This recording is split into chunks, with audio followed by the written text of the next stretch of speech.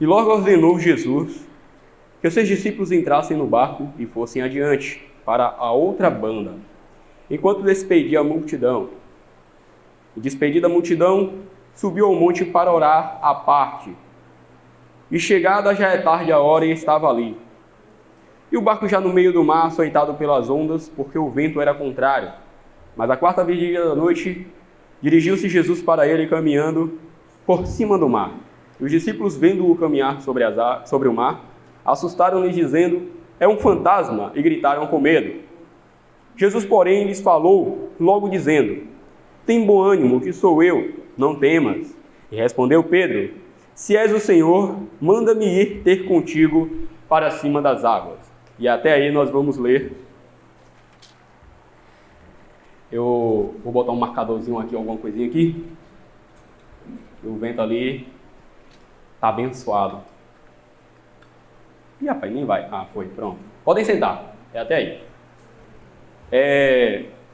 História muito conhecida de Pedro. A história é muito conhecida de Pedro andando por cima das águas. Mas, como eu falei no início, a mensagem de Deus, a mensagem da Bíblia, não importa quantas vezes você a leia, ela traz uma nova mensagem sempre. Do mesmo jeito, acredito eu, que as misericórdias do Senhor se renovam, quando nós lemos a palavra dele, ela é renovada a cada lida. Se nós prestarmos atenção bem profundamente, vai ser uma infinidade de mensagens na mesma mensagem. Na minha trajetória de vida, eu já fui um Pedro da vida. Esse Pedro que nós vamos conhecer hoje, talvez alguns já conheçam um pedaço desse Pedro, talvez outros saiam daqui agora com esse conhecimento para o resto da sua vida. Já é uma agregação. Há tipos de cristãos que são semelhantes a Pedro. Se nós observarmos na história da Bíblia, principalmente quando Jesus começou a ler o seu ministério aos seus 30 anos, ele foi chamando os discípulos. E quando foi chamar Pedro, o que é que Pedro estava fazendo? Quem sabe me dizer? Pedro estava trabalhando, não é isso? E aí Jesus fala para Pedro: Pedro, vamos que agora você já vai ter uma nova profissão. Agora você não vai ser mais pescador de peixes. Agora você vai ser pescador de almas. E Pedro foi com Jesus e passou 3 longos anos, ou curtos, talvez, da perspectiva de Pedro, deve ter sido bem curto. Passa assim 3 anos, quando você está ali naquela alegria toda, às vezes o horário passa rápido.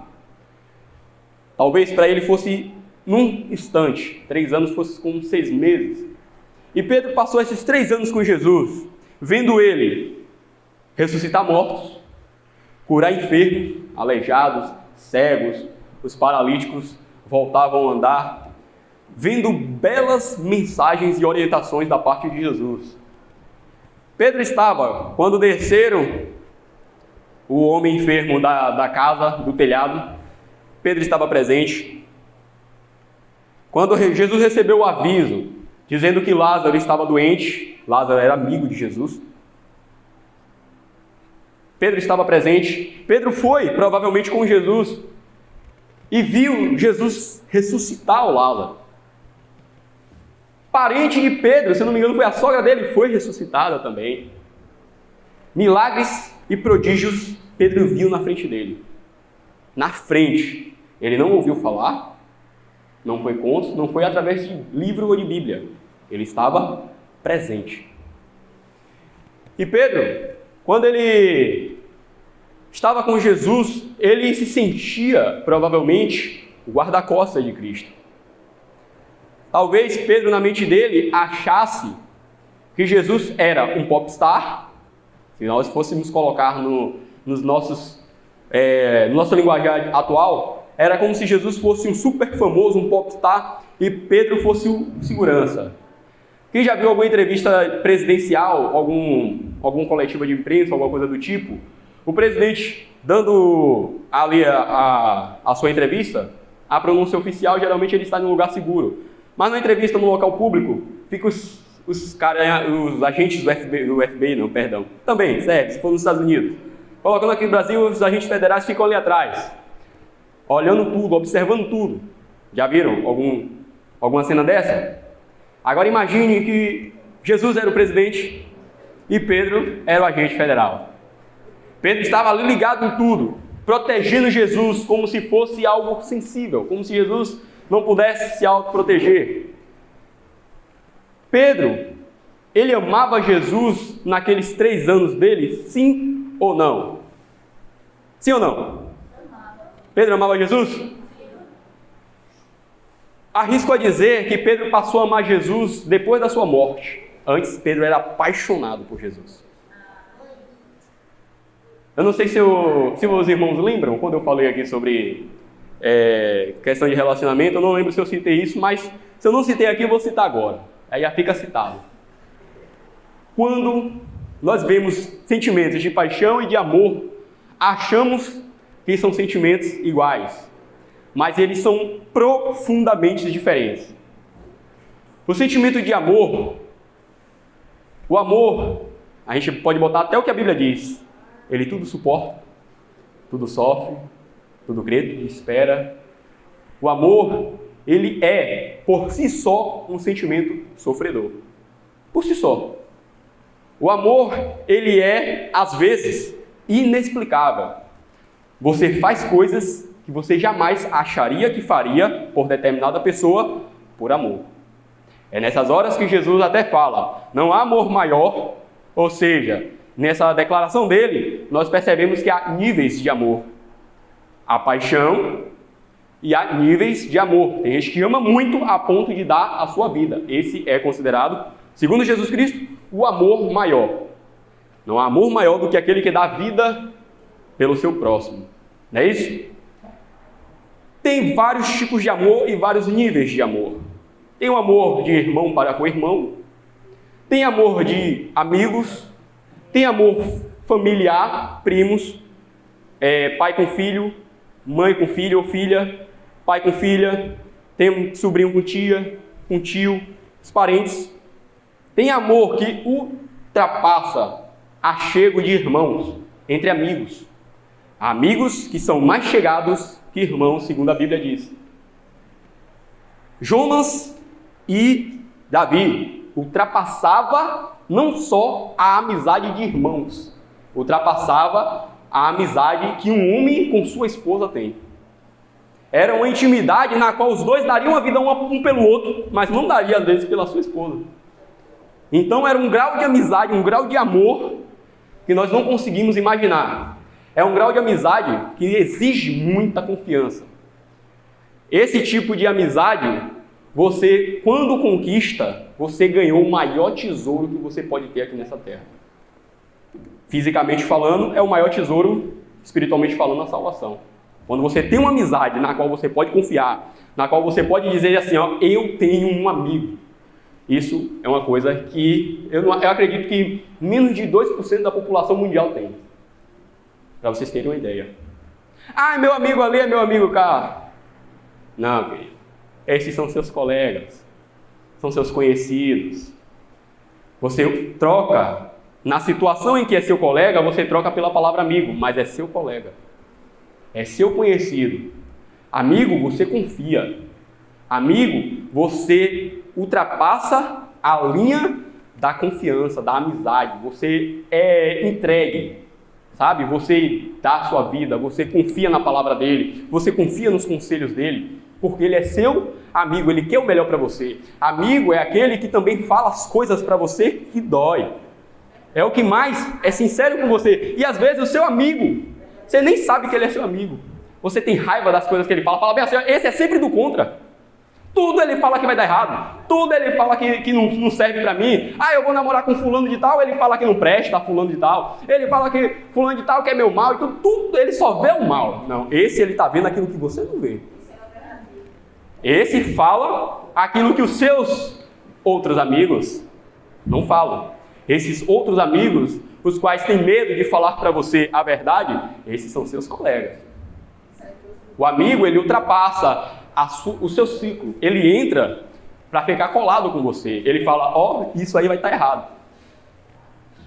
E você mais tarde vai dizer, ele estava certo ou ela estava certa. Se eu tivesse feito aquilo que ele me impediu de fazer, eu quebraria a cara. É isso que um amigo faz. Esses são os níveis de amor. Deu para entender? Agora, a paixão é um sentimento que ele é diferente do amor. Ele é um sentimento que eu considero ele, por ter visto e por ter estudado sobre, um sentimento irracional. A paixão, ela faz com que você ache, a pessoa apaixonada acha que ela é dona de quem ela está apaixonada. Ela é possuidora daquela mulher, daquele homem. Isso eu falo na paixão entre um cônjuge. É possuidora. Você ou é minha, ou é meu, ou não é de mais ninguém. Já ouviram essa frase? É bem comum. A gente ouvir filmes, novelas, na vida real. Fulano matou fulano, ciclano por causa de namoro. Não aceitou o término do namoro. Isso não era amor, era paixão. A paixão, ela permite com que você faça coisas que, se não fosse por paixão, você consideraria uma coisa impossível de você fazer. Jamais eu acharia que eu cometeria um crime. Mas por paixão você rouba banco, por paixão você mata, por paixão você perde todo o seu ciclo de amizade. A paixão, ela, por ser controladora, faz com que só viva a pessoa, ela e a pessoa. É eu, a pessoa com a qual estou apaixonado, e eu de novo. Primeiro eu, depois ela é só minha, e eu sou só dela, ou dele. No nível de paixão, você passa a fazer coisas que as pessoas ao seu redor veem que está errado. Mas pela cegueira da paixão, você não vê, você está fazendo errado. Quando nós estamos apaixonados, namoramos, os jovens às vezes, namoram uma menina, que todo mundo, podemos dizer quase literalmente, qualquer um que vê ela, vai dizer, essa não é para casar. Mas o jovem fala, não, vocês que são contra o meu relacionamento. A mãe fala, o pai fala, o irmão fala, o colega fala, mas ele está perdidamente apaixonado pelaquela garota. Ele não vai ter condições de se livrar dela, a não ser que alguém o puxe de lá. Esse tipo de sentimento é um sentimento irracional. E esse sentimento irracional estava impregnado em Pedro. Infelizmente. Pedro, quando ele estava com Jesus, ele achava que amava Jesus. Mas ele achava tanto que ele achou que daria vida por Jesus. Mas achar é fácil. Eu acho que eu vou ser rico. Oh, glória! Eu acho que eu vou viver até 120 anos, o limite da permissão de Deus. Achar, todo mundo acha. Achar é fácil. É tranquilo achar. O problema é fazer aquele achismo virar realidade. Aí é que tá. Aí é que o bicho pega. Aí é que a coisa rocha. A situação aperta quando a gente tenta fazer o achismo se transformar em realidade. E Pedro, estando com Jesus 3 anos, vendo coisas nas quais nós queríamos muito poder ver, fazendo coisas nas quais nós queríamos muito fazer, infelizmente, ele estava apaixonado. Mas é como falo, o amor, eu acredito, por experiência, que ele se constrói. Ele não... amor à primeira vista. Olhei, amei. Mentira. O sentimento de amor ele é tão profundo e tão puro que ele precisa ser construído degrau por degrau. Você nem percebe que já está amando. Você só ama. Mas já vem um passado de construção desse amor. Pedro, provavelmente, ele estava construindo o amor para com Jesus. Estava. Mas a paixão estava ainda superando o amor a Jesus. O amor, ele é racional. Paixão é irracional. Pedro, quando ele estava ali com Jesus, dentro dele, ele achava que era amor. Mas as suas atitudes mostravam que era paixão. Chegou um momento, no final da história de Jesus aqui na terra, os soldados foram prender Jesus. E provavelmente numa briga, para impedir que levasse Jesus, Pedro brigou com um soldado. E numa das espadadas, o soldado desviou. Só que a Bíblia fala que arrancou a orelha do soldado. Quase que vai o pescoço. Melhor a orelha do que o pescoço, não? E aí, Pedro arrancou a orelha do soldado. Jesus falou: Pedro, não é assim, Pedro. Quem com a espada fere, Pedro, com a espada será ferido, Pedro. Parece que você não entendeu nada do que eu ensinei. Já pegando a orelha do soldado, já colocou no lugar para evitar com que tivesse prova do crime. Colocou, imagine, Jesus era inocente até ali. Era ou não é? Aí vai e arranca a orelha de um soldado. É a mesma coisa que você machucar um policial hoje em dia. Vai toda a guarnição tentar pegar aquele bandido que fez o atentado contra aquele policial. Se matar, pior ainda. Morre um policial, morre 10, 12, 20 bandidos. É ou não é? Então, Jesus não podia deixar a prova do crime. Colou a orelha do soldado, falou: não vou brigar não. Não precisa nem me algemar. Olha, bora lá que eu vou ser julgado, chegou a minha hora. Pedro, quando ele puxou a espada, dentro dele, ele achava que estava agindo por amor. Estava defendendo o mestre dele. É uma atitude que talvez nós pense que nós faríamos. Não é? Talvez se eu estivesse lá, eu puxaria a espada também. Não arrancaria a orelha, mas arrancaria outra coisa. Pedro é mais preciso. Quem sabe, talvez eu fosse daquele que ficasse oculto, não fizesse nada. Só o momento que vai dizer se nós vamos ou não vamos fazer. Como eu falei, eu acho. E aí, Pedro, achando que amava Jesus incondicionalmente, ele foi, arrancou a orelha do soldado. Jesus deu o sermão dele, foi preso, foi crucificado. No decorrer da crucificação, antes disso, Jesus tinha falado: Pedro, você vai me trair. E devido à sua cegueira pela paixão, ele falou: jamais eu vou trair o Senhor. Jamais. Pedro, você vai me trair. Eu sou o Filho de Deus. Se eu estou dizendo que você vai me trair, você vai. Mas a paixão não permite com que nós enxerguemos um palmo além do nariz. Achamos que somos os donos da razão, os donos da verdade, que o que estamos fazendo é certo, porque o nosso sentimento não nos permite enxergar a razão. A paixão não me permite enxergar a razão. E Pedro, naquele momento, falando que não ia trair, Jesus após: deixe estar. Só aguarde. Quando chegar o momento, verás.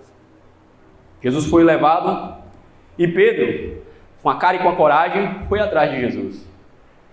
Até então, ele estava cheio de coragem. Já arranquei a orelha do soldado, quase arranca a cabeça, vou agora lá, que qualquer coisa, se fizer alguma coisa além do necessário com o mestre, eu enfrento todo mundo, mato todo mundo. E a pessoa só podia estar isso na cabeça de Pedro. Ele foi atrás.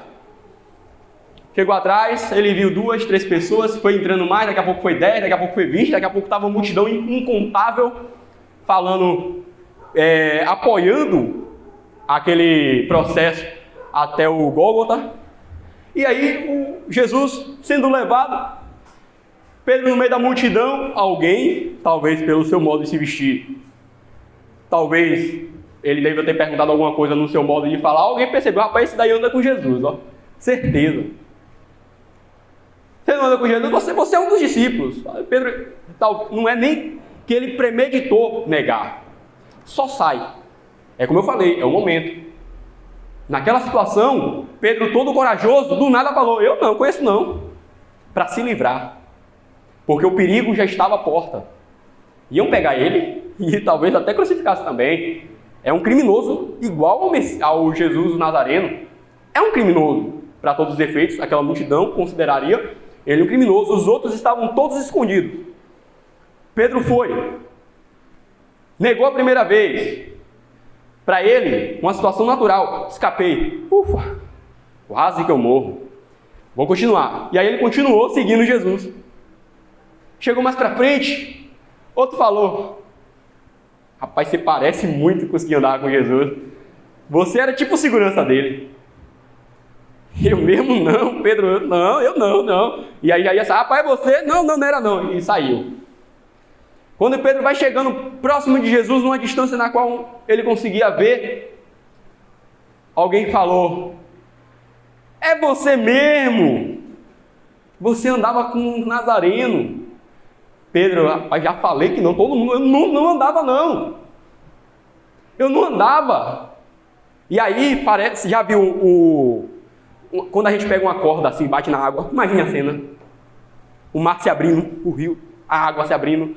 Pareceu que foi a multidão. Se abriu e a visão de Pedro foi direta para Jesus e a de Jesus para Pedro. E aí, Jesus de lá, olhando para Pedro: eu sou filho de Deus. Eu sei tudo. Falei que você ia me trair. E Pedro de lá pensando: e eu achei que eu não ia, ó. E aí traiu. Ele negou a Jesus. Traiu não, perdão. Ele negou a Jesus. Naquele momento, aquela paixão de Pedro foi destruída. Porque ele viu que o alicerce que ele achava que tinha, não existia. Ele achava que ia derrubar o mundo para salvar Jesus. Mas não. Ele não derrubou o mundo. Um pouco. Ele conseguiu nem passar por uma pequena multidão. E naquele momento, Pedro negando a Jesus, não importa se ele andou por cima das águas, não importa que ele viu os milagres, não importa que ele conseguiu fazer coisas que nenhum outro ser humano fez. Naquele momento ele percebeu que a paixão que ele tinha não valia de nada. Ele falou: talvez consigo, ele pensou: eu não amei ao mestre como ele merecia. Eu não consegui amar o mestre como merecia. E aquela amargura provavelmente o consumiu por muitos dias. Só que nós lemos uma passagem antes disso, quando Pedro estava no barco. Ele estava com outros discípulos. João Batista tinha morrido. Jesus estava muito triste com isso. Deu um sermão. Esse sermão foi para bastante pessoas, alimentou bastante gente. Falou para os discípulos irem na frente que ele ia orar. Muita gente acha que os discípulos estavam atravessando um mar. Não, é uma lagoa gigante que realmente tem ondas parecidas do mar, que era só para... aqui em Taparica, vamos dar uma travessia semelhante. Não é o mar aberto, para ir um continente, não. Alguns quilômetros. Suficiente para que quando houvesse um vento forte, houvesse ondas. Suficiente para poder balançar o barco. Jesus pediu para os discípulos irem na frente. Ele iria orar e ir ao encontro deles. Como? Não sei. Talvez andando por cima das águas, quem sabe. Ninguém sabia como Jesus ia encontrar eles. Talvez um outro transporte, quem sabe. Talvez um outro barco com outros pescadores sem seus discípulos. Mas os discípulos foram, todos eles, nenhum ficou com Jesus. Chegando no meio do mar, quando o barco começou a balançar devido àquele excesso de tempestade, com ventos muito fortes, quando o mar, como não tem nenhum tipo de empecilho, o vento ele vem com uma quilometragem muito alta. Aqui nós não sentimos porque tem casas que fazem o vento não conseguir ter tanta força. Ele vai quebrando conforme ele bate. Porque as pessoas conseguem levantar uma raia, uma pipa, um godé, seja lá como for, consegue levantar e quando chega lá no alto ele não desce mais. Porque lá em cima passa uma corrente constante de vento. Porque não há nada que impeça essa corrente de se manter circulando. No mar é como se fosse lá no céu, como se fosse no alto. A corrente continua passando com muita força. Não é à toa que as navegações antigas eram com veleiras, com aqueles panos gigantes na qual o vento batia, aquele vento forte conseguia empurrar uma embarcação enorme. Esse vento estava balançando muito o mar. Estava chovendo. Não sei, talvez estava até dando aquelas trovoadas. Geralmente é uma consequência de um forte vendaval. E os discípulos, naquele momento, por estarem sem aqueles que eles considerariam o capaz de controlar aquela situação, ou pelo menos se sentirem seguros, mesmo o barco balançando, se Jesus estivesse ali, eles se sentiriam seguros, é uma coisa natural. O Filho de Deus está conosco, então não há o que temer. Mas eles estavam sozinhos. E estando sozinhos naquele mar, todos eles estavam com medo, inclusive o Pedro. Todos estavam com medo. Talvez, quem sabe, jogando algumas coisas para fora, pesada, é um costume dos pescadores, deixar o barco mais leve para evitar que ele vire. O último recurso seria jogar pessoas. Aconteceu com Jonas. E aí eles, com aquele receio todo, com aquele medo todo, de longe, eles avistam algo parecendo um homem. E avistando aquilo de longe, não dando para ver devido aos fortes ventos, as ondas, aquele balanço todo, gritaram para lá, parece um fantasma. E aí eles gritaram, com medo, já estavam com medo do balanço, ainda vendo uma pessoa no meio do mar. Aí pronto, se fosse nos dias de hoje, a gente ia dizer a mulher de branco, ia dizer que é, sei lá, qualquer tipo de aparição. Mas, já conhecia os espíritos naquela época, é um fantasma. Eles gritaram. E aí Jesus falou, calma, sou eu. Falei que vinha, já terminei minha oração longa essa, já terminei. Vim ao encontro de vocês. Por cima do mar, Jesus? Não podia encontrar a gente do outro lado não, senão eles iam perecer, aí ia ser problema. Pedro ouvindo Jesus, Pedro falou o seguinte, aí aquele medo todo, por causa do vendaval, tudo, rapidinho cessou, rapidinho falou, Senhor, Pedro, não dá a impressão que ele queria se mostrar? Dá essa impressão, eu vou. Senhor, se é tu, me permita que eu vá aí. E aí vem um assunto que eu queria tratar com vocês, e o relógio é meio inimigo, vou tentar ser o mais breve possível.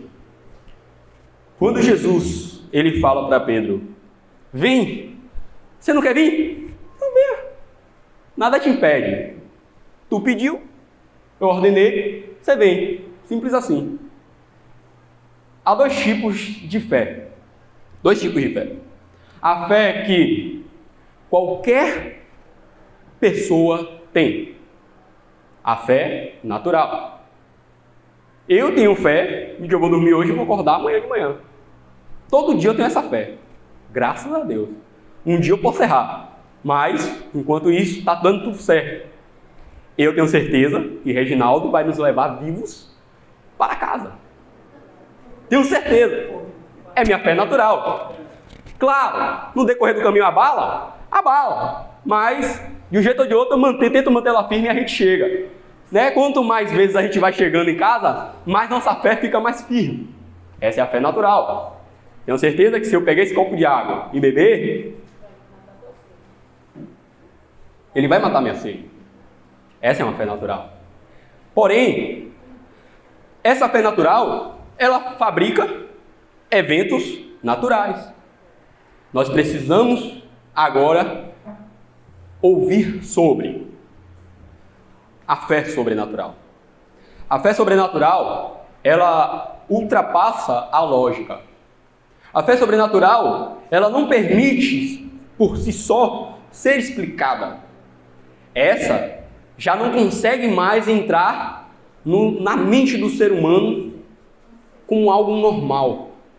Porque a gente pensa, se a chia é um grão, não é isso? A semente de mostarda, quem já viu chia aqui? Chia, pronto. O grão de mostarda é ainda menor. Não sei quantas vezes mais a chia é maior. Esse grão de mostarda, ele gera uma árvore imensa. Aí eu te pergunto, como é que a gente consegue com nossa mente natural imaginar que esse grãozinho de mostarda transporta um monte de um lugar para o outro? É possível a gente conseguir imaginar? Isso é a fé sobrenatural. É possível um homem pisar em uma água, a qual tem vários metros de profundidade, e a superfície ficar sólida a ponto de ele caminhar por cima dela? É possível? Não é possível. Nós sabemos que não é. Quando Pedro pisa em cima da água, o que está agindo naquele momento é a fé sobrenatural. E nós lendo a Bíblia, nós percebemos que a fé sobrenatural, ela só funciona não por conta de quantidade de fé, mas sim por conta da constância da sua fé. A sua fé, ela tem que estar numa constância em linha reta horizontal ou subindo para vertical. Ela não pode declinar. Enquanto sua fé estiver assim ou subindo, você vai fazer milagres, prodígios e maravilhas. Farão coisas não só que Jesus fez, mas farão ainda maiores. Significa que poderá ressuscitar mortos, andar sobre as águas, curar enfermos, aleijados, cegos, por aí vai. Milagres ainda maiores. Que se fosse descrever em livro, não tinha livro que coubesse o tanto de história, o tanto de coisas que Jesus fez. Esse tipo de fé fez com que houvesse debaixo do pé de Pedro um chão. A água parecia onde eu estou aqui agora, chão firme. Porque Pedro estava andando por cima das águas, enquanto ele estava com a fé dele firme. E naquele momento em que ele estava andando por cima das águas, ele foi indo a caminho de Jesus. E não esqueçamos que havia uma tempestade. Havia ondas, balanço de água, vento. E Pedro estava indo. Ele desceu do barco, funcionou, estou indo até Cristo. E aí quando chegou no meio do caminho, talvez questão de 2 metros de Jesus, Pedro olhou para um lado, olhou para o outro. Eu tenho uma leve fobiazinha disso, de não poder ver o final. Sabe?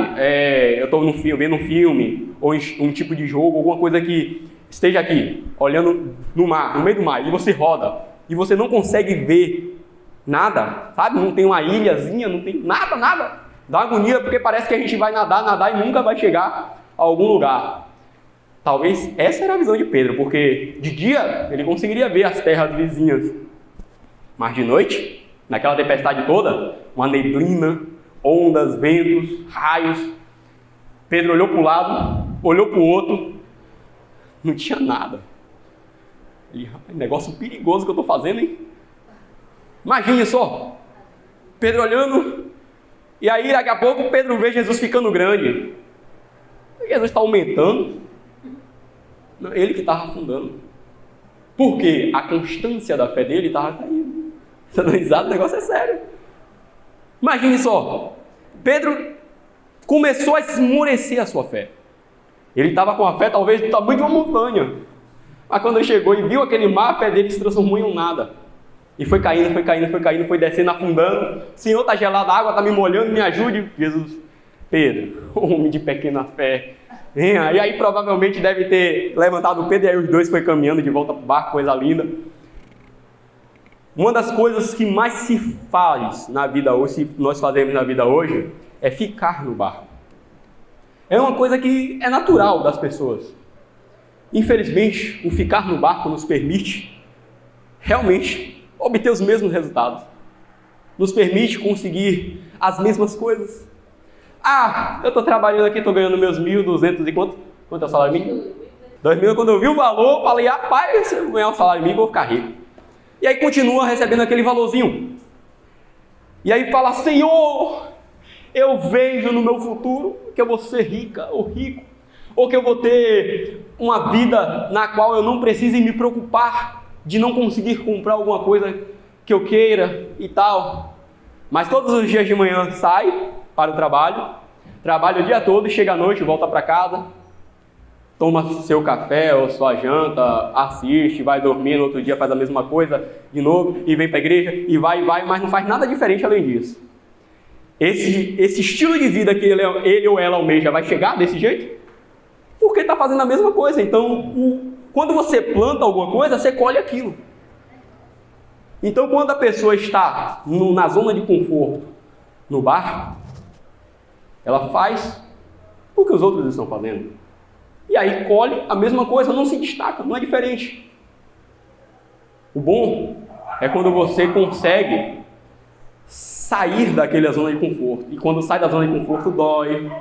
Quando sai da zona de conforto, você fica inconfortável. Você fica desconfortável, você fica... Eu estava tão bem no meu sofazinho, na minha poltronazinha gostosinha, consegui comprar ela com muito sacrifício em 12 vezes. Aquela televisão em 24 vezes na casa da Bahia, eu consegui comprar. E agora eu vim aqui para esse lugar, não tenho televisão, não tenho nada disso, estou batalhando, estou lutando e não consigo aquilo que outrora no barquinho eu tinha. Mas quando você começa a andar sobre as águas e você alcança o seu objetivo, a vida muda. Só que não tem condição de ela mudar enquanto você e eu não sairmos do barco. Então, se nós tivermos a fé suficiente para sair do barco, alcançaremos coisas tremendas. Amém?